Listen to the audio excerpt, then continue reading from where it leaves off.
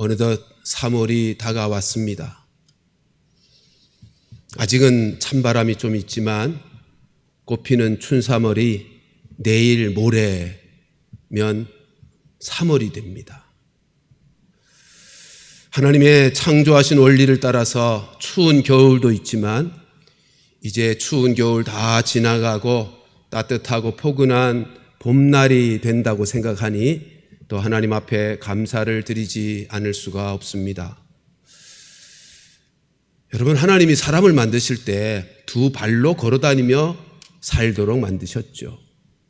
이제 얼어서 빙판길이 되어 혹시 넘어질까 염려할 일이 없어졌으니 이제 날이 풀리면 모두가 걷기 운동 열심히 하면 좋겠습니다.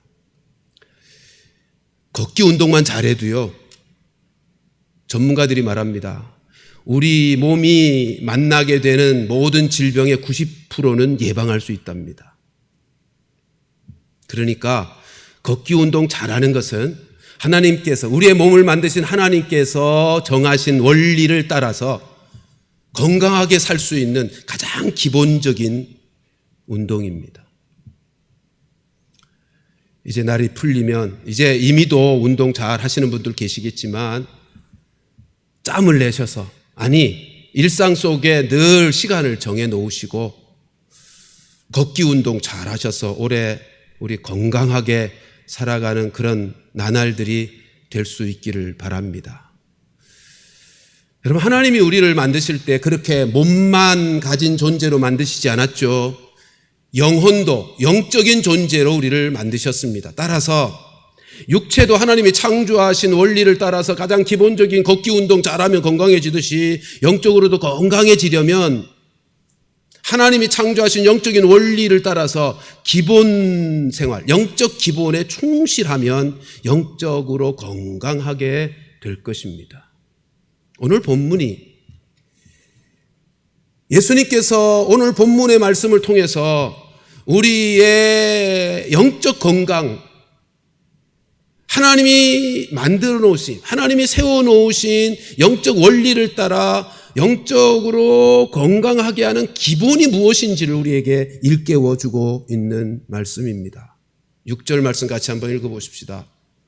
같이 읽습니다. 시작.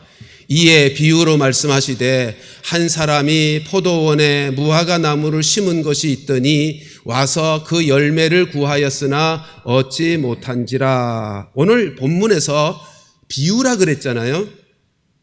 이 비유에서 7절에 언급되는 포도원 지기가 있는데, 이 포도원 주인은 하나님을 상징하고요, 포도원 지기는 예수님을 상징하고, 무화과 나무는 이스라엘 민족을 상징합니다. 이스라엘 백성들을 상징해요.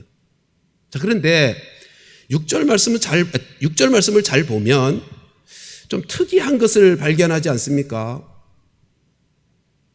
포도원에 뭘 심었다고요? 무화과 나무를 심었어요. 아니, 포도원에 포도나무만 심어야지.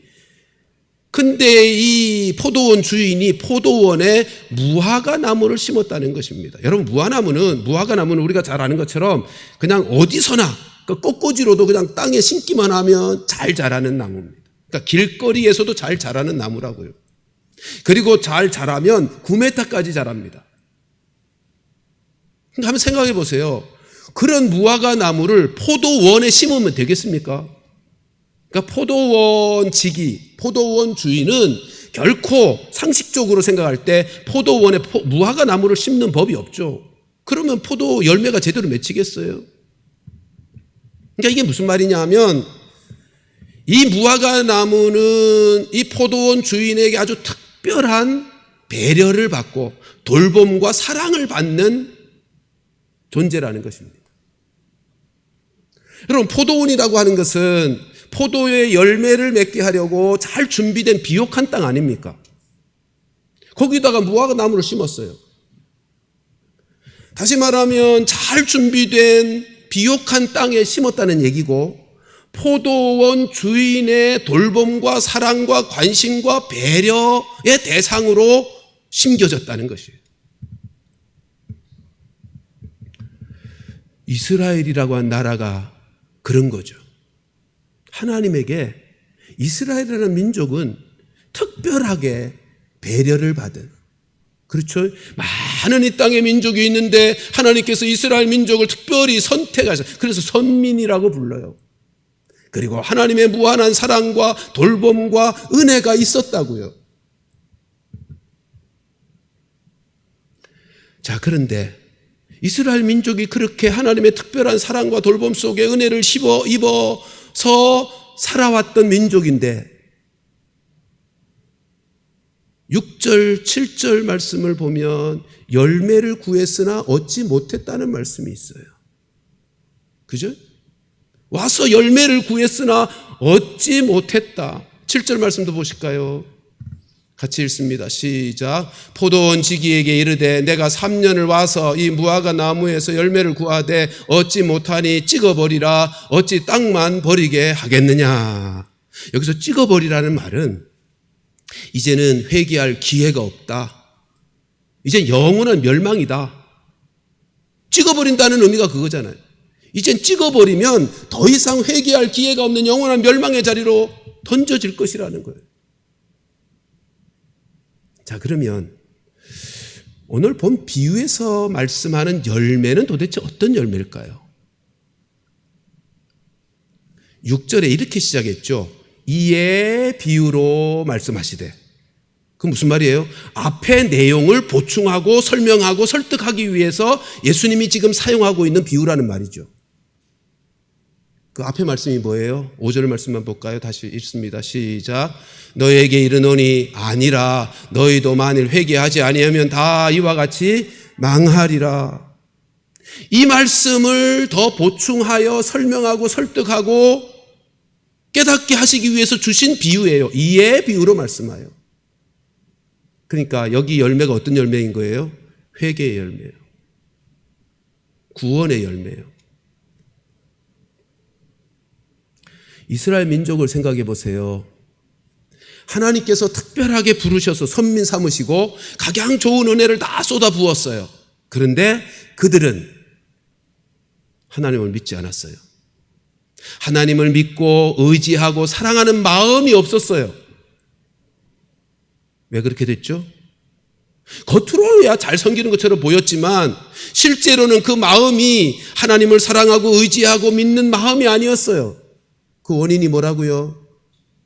하나님이 주신 율법, 죄를 깨닫고 그 죄인임으로 인해서 하나님의 은혜를 구하며 하나님을 의지하며 살려고 주신 율법을 가지고 그들은 자기 생각대로 어떻게 사용했다고요?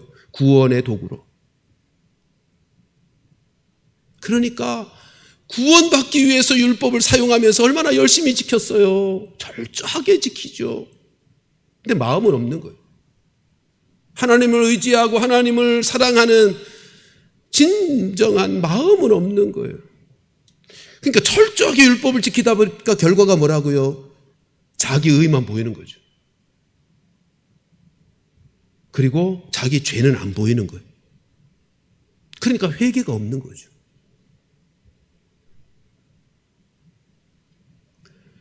이스라엘 백성들이 하나님이 그들에게서 맺혀지기를 원하는 하나님 백성다운 거룩한 삶의 열매가 없는 이유, 네? 그들에게 그게 없었어요. 왜요? 하나님과 상관없이 자기들의 타락한 본성만 가지고 자기 생각, 그게 악한 생각이죠. 뭐 자기 마음으로 하나님을 떠나 살았다고요. 그러니까 하나님이 원하시는 바 진정한 열매를 맺을 수가 없는 거예요. 하나님을 떠나 살아가는 그들을 위해서 하나님은 수도 없이 열매 맺기를 원해서 선지자들을 보냈어요. 선지자들을 또 보내고 또 보내고 회개의 열매를 맺게 하시려고 오랫동안 기다렸다고요. 그런데 와도 열매가 없다는 거예요. 여러분 본문에는 3년, 주인이 3년 열매를 얻기 위해서 찾아왔다 그랬어요. 무화과 나무는 한번 심으면 적어도 3년이 지나면 열매가 맺혀요. 열매를 볼 수 있어요. 그러면 주인이 3년 연속 찾아왔는데 열매가 없었다. 그러면 적어도 주인은 그 무화과나무, 포도원에 심은 무화과나무에서 열매를 얻기 위해 6년 이상을 기다렸다는 얘기예요. 이스라엘 민족에게 수도 없이 많은 선지자를 보내어서 회개의 열매를 맺고 그래서 거룩한 하나님의 백성으로서의 삶을 살기를, 그 열매를 보기를 원했는데 열매가 없는 거예요. 그래서 어떻게 하라고요? 주인이 이렇게 말씀합니다. 찍어버리라. 어찌 땅만 버리겠느냐. 그렇잖아요. 포도원에 무화과나무를 심었어요. 그 무화과나무가 다른 열매를 맺는 나무의 영양분을 다 빨아먹기만 하지 자기는 열매를 맺지 못하고 있으니 땅만 버리는 거죠. 여러분, 이 말씀은 회개의 열매를 맺는 기회가 있다는 말씀을 하고 싶으신 것입니다. 언제까지나 기다려주시지 않는다는 얘기입니다. 하나님께서 회개의 열매를 맺기를 원하시는데 그것은 제한된 시간 안에서만 가능하다는 얘기예요. 무한정으로 기다려지는 것이 아니라는 거예요. 예수님께서 이 땅에 오셨습니다. 오셔서 회개하라 천국이 가까웠다고 외치셨습니다. 회개의 열매를 맺고 하나님 나라에 갈 수 있는 기쁜 소식을 전해주셨다고요. 어떤 사람은 믿었는데, 근데 만일 우리 주님이 오셔서 회개하여 하나님께로 돌이키라고 하는 이 말씀, 이 기쁜 소식을 듣고도 믿지 아니하고 하나님께 돌이키지 아니하고 그저 자기 생각과 자기의 느낌과 자기의 고집대로 인생을 사는 자들, 끝까지 그렇게 가다가는 마침내 다시는 회개할 기회가 없는, 찍어버림을 받는 멸망에 이르게 된다는 거예요. 회개할 기회가 있을 때 회개하라는 말씀으로 지금 하고 있는 것입니다. 비유를 통해서.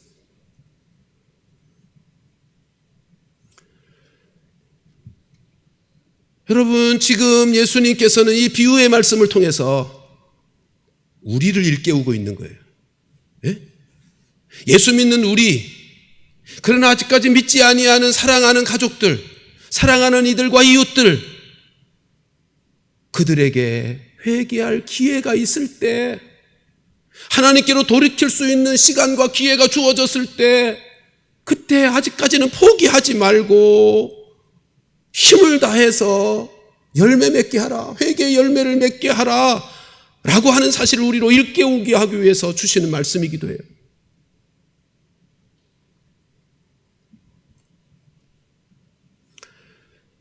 여러분, 사실 우리 모두는 이스라엘 민족만이 아니라 우리 인생 모두가 다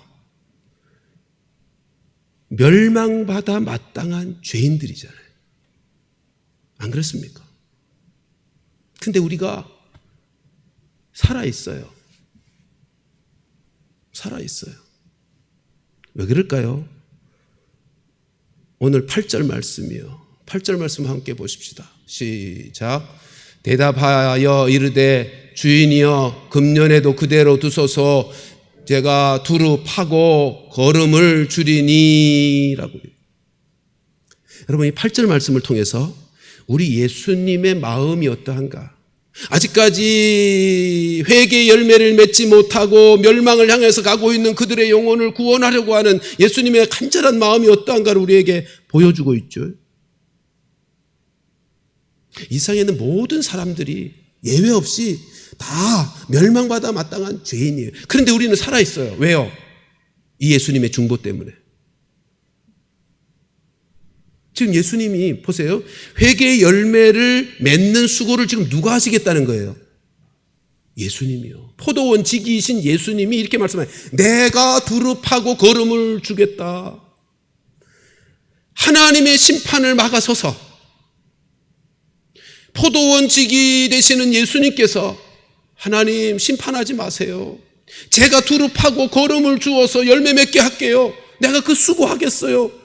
예수님이 그렇게 했기 때문에 지금 우리가 살아있는 거예요. 다시 말하면 여기 내가 거름을 주고 그랬는데 예수님이 거름이 되셨어요. 예수님이 십자가에서 피 흘려 자신을 죽음으로 우리를 살려내셨다고요. 그리고요, 여기 그대로 두소서라고 하는 단어, 아페스라고 하는 헬라어인데 이 단어가 어디서 또다시 나오느냐 하면요, 예수님이 십자가에 달리셨을 때 아래에 자기를 처형하고 있는 이들을 바라보면서 하나님, 저들이 하는 일을 알지 못하나이다. 저들의 죄를 사하소서라고 하는, 저들의 죄를 사하소서라고 하는 그 단어가 아페소예요. 똑같은 단어예요. 그 지금 무슨 말씀이죠? 오늘 본문에서 포도원지기인 예수님께서 열매 맺지 못한, 회개의 열매를 맺지 못하고 구원의 열매를 맺지 못하는 저들을 하나님의 심판 앞에서 막아서서 하나님, 제가 저들을 구원의 열매를 맺도록 수고할게요.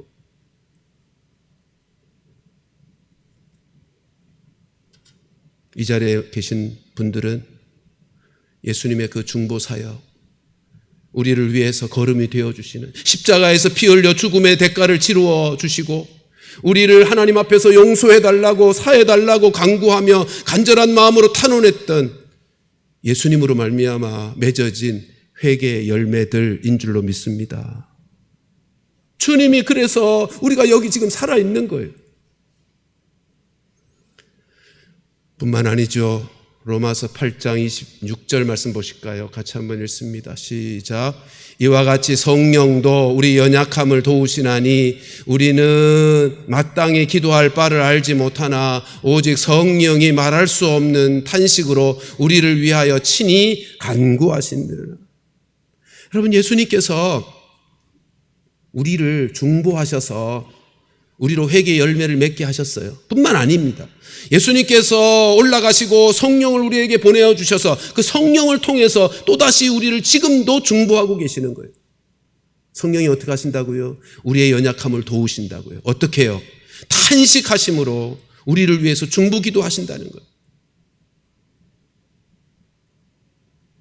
그러니까 잊지 마십시오. 우리는요, 혼자가 아니에요. 중보자, 우리와 함께 하시면서 우리를 구원에 이르도록 돌보시며 도우시는 중보자 예수님이 계시고 성령님이 계신 거예요. 우리의 연약함을, 여러분, 우리가 얼마나 연약해요. 타락한 본성을 여전히 가지고 있어서 얼마나 연약하여 넘어지기 잘하고 실패하기 잘하고 더러워지기 잘해. 그런 인생들이잖아요. 근데 내가 홀로 있다고 생각하시면 안 돼요. 나에게는 중보자가 계시다. 심판하시겠다는 하나님 앞에서 막아서서 하나님, 저들의 죄를 용서해 주세요. 내가 열매 맺게 할 거예요. 라고 하시는 예수님이 계시고요. 우리의 연약함을 도우시며 중보기도 하시는 성령님이 계시다고요. 아울러 이 말씀은 우리에게 이 한 가지를 더 깨우쳐 주십니다. 우리도 이제는 예수 믿어 구원받은, 그래서 예수의 생명을 가지고 성령을 모시고 사는 우리도 이 예수님을 본받고 성령님을 본받아서 아직 믿지 아니하는 자들, 연약한 자들의 중보자가 되어 주어야 하겠다는 것입니다. 한번 생각해 보세요. 내 주변에 믿지 아니하는 사람들, 그들 영혼을 위해서 내가 영혼의 거름이 되어서 저들을 사랑하고 돌보고 섬겨주고 격려하고, 저들의 영혼을 위해서 눈물 뿌려 기도하고 복음의 씨를 뿌리고, 하나님이 얼마나 기뻐하시겠어요. 그게 하나님이 하시고자 하시는 일이고 우리를 통해서 이루고 싶어 하시는 가장 귀한 사명 아닙니까? 내 주변의 사람들이 홀로 자기는 혼자인 줄 알고 외로이 살아가고 있는 그들을 향해서 아니다. 나는 혼자가 아니구나라고 느끼도록 우리가 그들을 위해서 중보기도 해준다면, 그들을 사랑으로 돌아보며 영적 걸음을 우리가 그들에게서 열매 맺도록 걸음이 되어준다면 하나님이 얼마나 기뻐하실 것이며 또 우리의 삶은 얼마나 복되겠어요. 지난 주간에 광고 말씀을 드린 것처럼 우리는 우리의 사랑하는 이들을 두 분이나 천국으로 먼저 떠나 보내드렸습니다. 우리 김맹희 집사님은 안기수 집사님이 전도를 해서 예수 믿게 했어요. 참 얼마나 귀합니까? 만일 아들이 어머니를 전도하지 않았다면 그 영혼 어디에 가겠어요? 우리 안기 집사님이 남다른 효도도 잘했지만 최고의 효도가 뭐예요? 믿지 아니하는 부모님들 예수 믿게 해서 영적 걸음이 되어서라도 더 잘 섬기고 사랑하고, 그래서 예수 믿게 하는 것이야말로 최고의 효도 아니겠어요? 가족들을 최고로 사랑하는 것 아니겠어요? 우리 예필순 집사님은 박영순 권사님이 전도했었습니다. 우리 예필순 집사님 너무 일찍이 가셨기에 우리의 모두의 마음이 아프고 슬프죠. 근데 돌아가신 전후해서 들려지는 소식들을 들으면 얼마나 은혜가 많은지 몰라요. 예 집사님이 박영순 권사님과 통화하면서 그런 고백을 했다 그래요. 하나님이 나에게 천국을 보여주셨어. 마치 바닷가에 흰 모래가 반짝이는 것처럼, 햇빛에 반짝이는 것처럼 그렇게 빛나고 반짝이는 큰 집을 자기에게 보여주시더라는 거예요. 그러면서 이렇게 고백합니다. 내가 먼저 천국 갈게. 가서 기다릴게. 여러분, 그런 얘기를 어디서 듣겠어요? 자기가 전도한 영혼이 자기보다 조금 일찍 가는데 하나님이 나에게 천국 보여주셨다. 내가 먼저 갈게. 내가 먼저 가서 기다릴게. 천천히 와. 여러분, 이거 선물 주고 가는 거 아니에요? 이보다 값진 선물이 어디 있어요? 그리고 우리 예 집사님에 대한 삶의 그 가족들, 주변의 친지들 장례에 오셔서 나눈 얘기들을 제가 간접적으로 들었어요. 얼마나 복된 사람인지, 얼마나 귀한 삶을 살았는지, 예수 생명 가진 자답게 멋진 인생을 살았더라고요. 우리 교회에서도요, 우리 중고등부가 저쪽 건물에 있을 때 아무도 알아주지도 않는데 화장실 청소 혼자 다 했어요. 주변 정리도 혼자 다 했어요. 아무도 모르죠. 근데요, 그런 삶이 교회에서만이 아니라 가족들 안에서도 이루어졌더라고요. 가족들이 모두 한결같이 친지들이 말하는 것이 예 집사님을 만나서 대화하면 언제나 힘을 얻는다는 거예요. 그렇게 덕이 있었을 수가 없어요. 그분의 삶이 걸음이 되어지는 인생이었어요. 많은 사람들을, 그래서 올케가 아직까지 예수 안 믿었는데 자주자주 권했대요. 이제는 유언처럼 들린다는 거예요. 이제 나도 예수 믿어야 되겠어 라는 고백을 했다는 거예요. 여러분, 예수님께서 우리에게 요구하시는 것, 이 말씀을 통해서 우리로 깨닫게 하시며 우리를 불러 일으키게 하시는 깨달음이 그거예요. 예수님이 하나님의 심판을 막아서고 제가 걸음이 되어서 이 사람들로 회개의 열매를 맺게 할게요 라고 하신 것처럼 우리도 아직까지 예수 믿지 못하여 구원에 이르지 못한 이들 위해서 걸음이 되어주는 인생, 저들을 사랑하고 저들을 위해서 내가 더 희생하고 섬기고, 그리고 연약한 자들을 위해서 중보의 기도를, 눈물의 기도를, 복음의 씨앗을 뿌리며 함께 연약한 자들을 섬기는 성령의 중보의 사람이 되어지는 것, 하나님이 얼마나 기뻐하실 것이며 우리의 인생이 얼마나 하나님 앞에서 복될 것인가 말입니다. 우리 모두 그렇게 살아가는 은혜가 있기를 주님의 이름으로 축원합니다. 9절 말씀은 우리가 왜 그렇게 수고로이 회개의 열매를 맺도록 우리가 수고해야 되는지를 가르쳐 주시는 말씀이에요. 9절 말씀 같이 한번 읽어보실까요? 시작. 이후에 만일 열매가 열면 좋거니와 그렇지 않으면 찍어버리소서 하였다 하시니라. 여러분, 무슨 말씀이에요? 아까도 말씀드렸지만 회개의 열매가 맺힐 기회가 제한적이라는 거예요. 언제나 무한정 기회가 있는 것이 아니라는 거예요.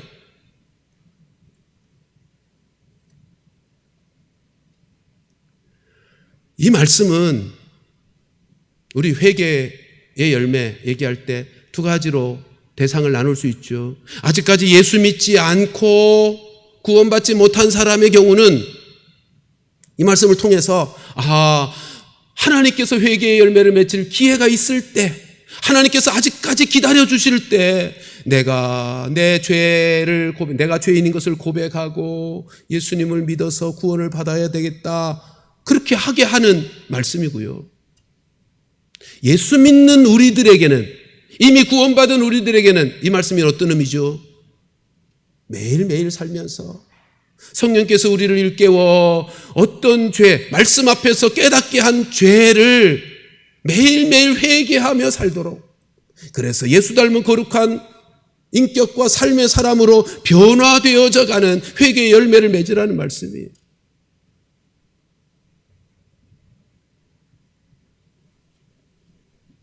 여러분, 우리가 언제 하나님의 부름을 받을지 아무도 모르잖아요. 예 집사님이 그렇게 일찍 가실 것 생각이나 했어요. 하나님 앞에서 회개의 열매를 맺을 수 있는 시간과 기회가 얼마나 남았는지 아무도 몰라요. 그러므로 우리는 하루하루 매일매일을 하나님 앞에서 겸손하게, 하나님 앞에 돌이키는 삶으로 겸손하게 살아야 되는 거예요.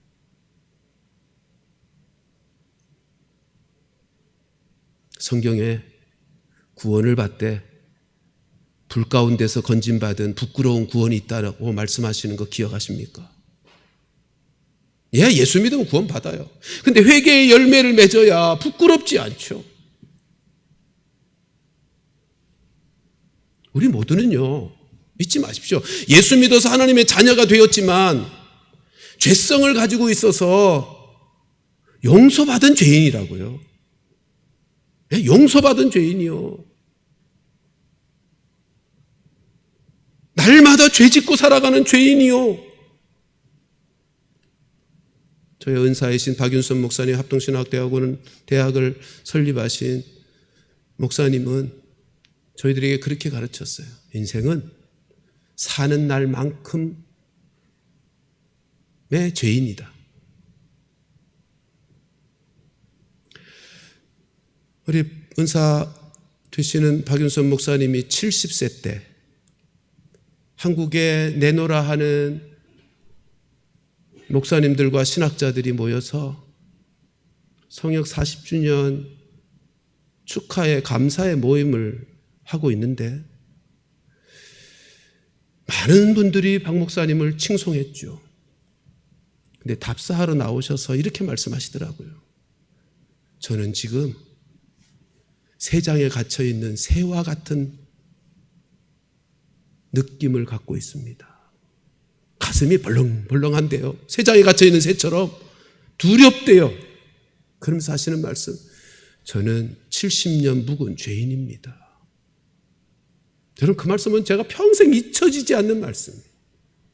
제 신학교 1학년 때 제가 그 신학교 들어간 것은 박윤선 목사님이야말로 이 시대의 최고의 신학자요 경건의 하나님의 사람이라고 믿었기에 그 학교에 들어간 건데, 그분의 입술에서 제가 70년 묵은 죄인이라는 얘기를, 고백을 듣게 되다니 너무 충격적이었어요.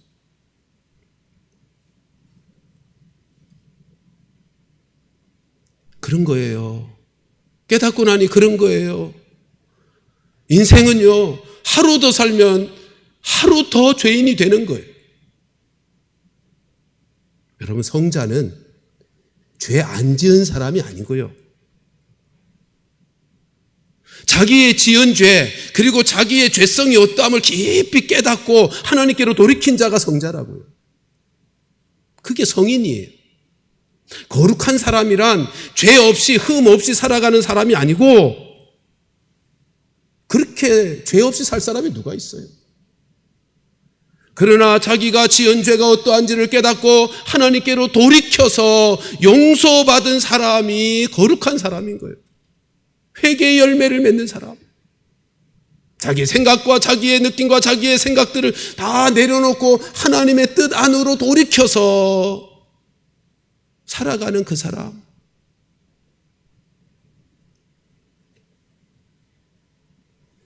여러분, 회개가 뭔지 아십니까? 회개의 열매를 맺도록 오늘 비유해서 예수님이 말씀하고 계시는데, 회개가 뭡니까? 일반적으로는 하나님 나 잘못했어요, 용서해 주세요, 이걸 회개라고 생각해요.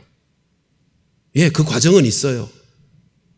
근데 하나님 나 잘못했으니까 용서해 주세요 라고 그렇게 말만 하고 자기의 생각과 자기의 행동은 하나도 바꾸지 않은 채 그 자리에 있다면 그건 회개 아닙니다. 그리고 또한 회개는 자기가 잘못했다는 것을 깨닫고 뉘우치는 것도 회개가 아닙니다. 가룟 유다를 보세요. 가룟 유다는요, 자신이 죄 없으신 예수님을 은 30에 팔았다는 사실을 깊이 뼈저리게 깨닫고 뉘우친 사람이에요. 마태복음 27장 3절부터 5절 말씀을 이어서 읽어보실까요? 시작. 그때 예수를 판 유다가 그의, 계속 읽으세요.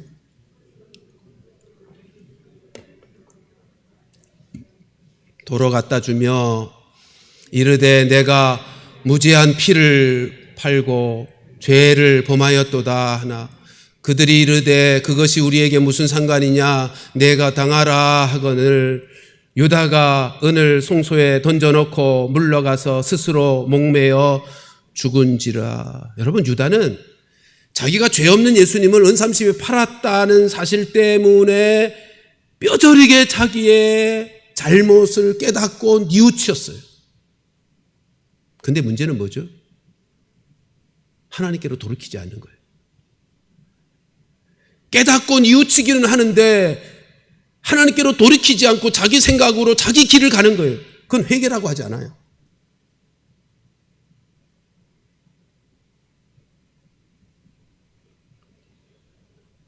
여러분, 회개란 자기의 죄를 인정하는 것, 그게 첫 번째고요. 그리고 하나님의 말씀, 하나님 앞으로 다시 돌이키는 거예요.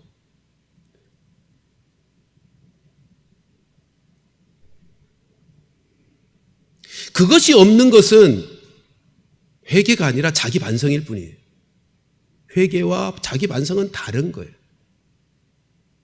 다시요. 자기 죄를 인정하고 깨달아서 인정하고, 그리고 하나님의 말씀 앞에서 하나님께로 다시 돌이키는, 자기 생각, 자기 느낌 다 내려놓고 하나님의 말씀에 순종하는 자리로 돌아오는 거예요.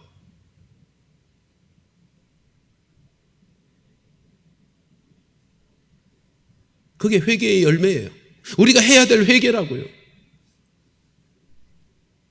그러니까요, 우리가 살면서 아무리 작다고 여겨지고 사소한 일이라고 생각이 들어도, 예? 그게 일이든 사역이든 사람이든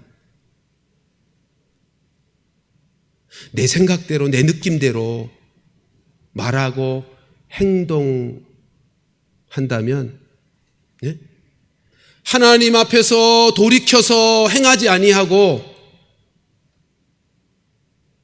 내 생각과 내 느낌과 내 고집대로 그대로 행하고 있다면 그건 회개가 아니란 말이에요.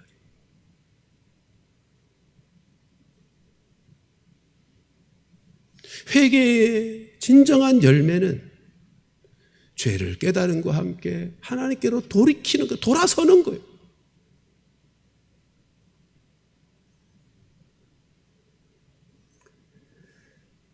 그래서 우리가 하나님께서 우리를 통해서 구원을 통해서 이루고자 하는 회개의 열매, 그거 맺게 하시려고 예수님이 십자가에서 피 흘려 죽으시는 거름이 되시는 사건, 성령을 보내셔서 날마다 우리의 연약함을 도우시며 탄식하시며 기도하시는 중보의 기도의 사역을 계속해서 이루어 주시는 거죠.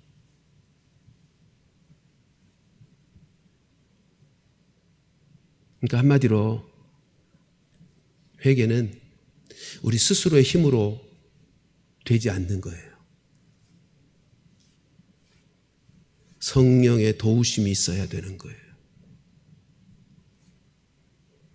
죽었다 깨어나도 자기의 힘으로는 아니 돼요.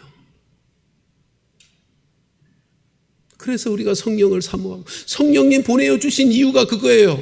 성령으로만 되는 역사이기 때문에 우리로 성령을 의존하고 성령을 구하고 성령의 음성을 듣고 성령의 감동을 따라, 여러분 성령께서 말씀을 통하여 우리를 일깨우실 때 예민하게 반응해야 비로소 회개의 열매를 맺을 수 있는 거예요. 그러니까 회개의 열매하고 성령 충만은 뗄 수가 없어요.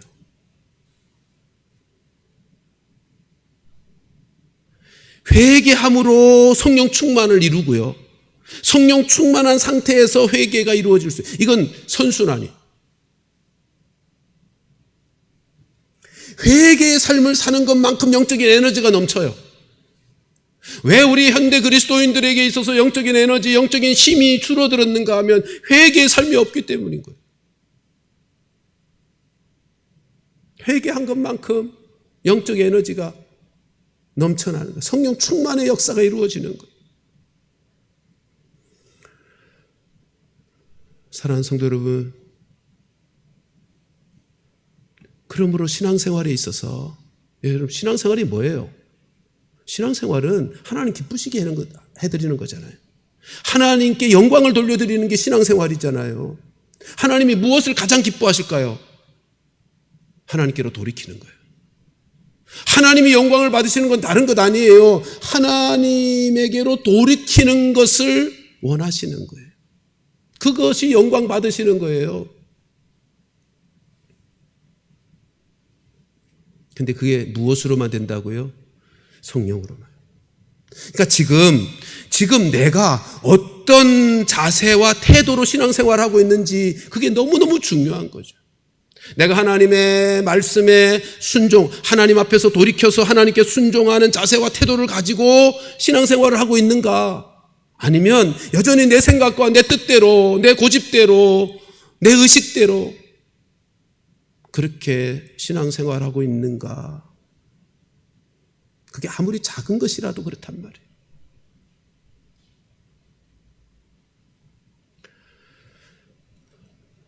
사랑하는 성도들이여, 봄을 맞았습니다. 봄을 맞았어요. 모든 생명이 약동하는 봄을 맞았어요. 저는 우리 모두에게 영적인 건강을 회복하고 육체의 건강을 회복하는 그런 올해의 봄을 맞이할 수 있게 되기를 주님의 이름으로 축원합니다. 성령께서 우리에게 말씀을 통하여 일깨우시는 말씀마다 깨닫고 하나님 앞에서 회개하고 하나님께로 돌이키는 회개, 그게 우리의 영적인 건강을 이루게 할 것이에요. 그리고 아까 말씀드린 것처럼 우리로 이 말씀을 주신 또 다른 한 측면의 은혜는 아직까지 믿지 아니하는 그들, 또 연약한 그들, 우리가 영적 거름이 되고 우리가 저들을 위해 중보하는 기도의 사람들이 되어서 저들을 회개의 열매 맺는 인생으로 만들어 주어야 되지 않겠는가? 우리도 예수 생명 가지고 성령을 모시고 사는 자이니까 올 봄에는 그거 시작해보자고요. 예? 중보기도 시작해보고 걸음이 되는 섬김과 사랑의 삶을 다시 시작해보고. 자, 앞에 구호를 하나 기재했는데요. 같이 한번 따라 해봅시다. 회개 시작해 봄. 네, 봄을 맞아서 우리 이것 좀 해보자는 얘기 하고 싶은 것입니다. 다시 회개 시작해 봄. 전도 시작해 봄. 우리 서론에서 건강 걷기 운동 하자는 말씀 드렸는데 한번 걷기도 한번 해봅시다. 걷기 도전의 봄. 사랑하는 성도들이여, 2022년의 봄을 맞이하면서 우리 모두 성령의 은혜를 통해서 회개의 열매가 맺는 그 역사가 있도록 진정한 회개를 시작하고요. 예? 지속적으로 해야 되는 거, 매일 해야 되는 거예요. 그래서 우리의 영적인 건강을, 이게 기본이니까, 영적 건강을 이루기 위한 하나님께서 만드신 원리의 기본이니까 회개를 시작하고요. 그리고 걷기도 시작하십시다. 그래서 올해 우리 모두가 다 영육간에 건강하게 살아가는 성도들 다 될 수 있기를 주님의 이름으로 축원합니다. 기도하시겠습니다. 우리 시간 함께 하나님 앞에서